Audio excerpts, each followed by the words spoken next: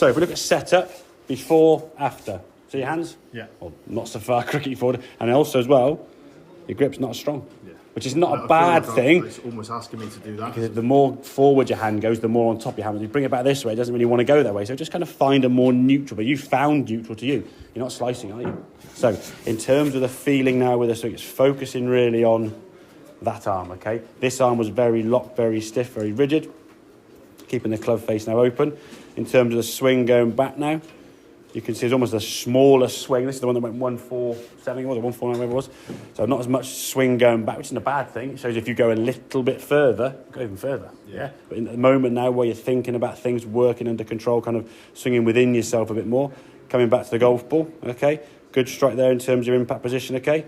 As you go through, you can see your left elbow and your right elbow a little bit more nearer where they want to be, whereas this, in the same sort of spot, there's a bigger gap there, okay? And again, it's only a small amount of change, but that gap there to that gap there, okay, in time will shrink a little bit more. But again, it's just practice, you see. But you're getting that club face squared up, and that's like this feeling for you of what it is to hit the golf ball left of where you were. Not go, okay, I'll really strengthen the grip, put the hands way forward. Yeah, your 7, 8, 9, 9 wedge, go fairly straight. Put a 6, 5, 4 hybrid in your club, just way left, or just smothered, because your hands that far forward takes a lot of loft off the golf club, yeah?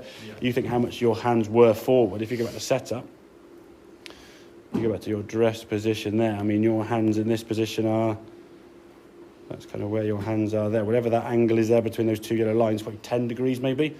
If you've got 15, 18 degree lofted clubs and you take off 10, you ain't got a lot to play with, have you, really? So when you've got 40, 45, 35 with the irons and stuff, the shorter irons, yeah, you're okay. You're not losing so much. But with the longer clubs, you're going to really struggle. So slightly more neutral arm position in terms of hanging down here, and then you found a slightly different grip position. Haven't changed your grip, but we kind of have changed your grip, if that makes sense, yeah? But it still feels normal to you, doesn't it? You haven't said, oh, turn your hand and go, oh, this feels really weird. By moving the club back a bit more kind of inside your left thigh rather than outside it, your hand has kind of found its normal, natural hang.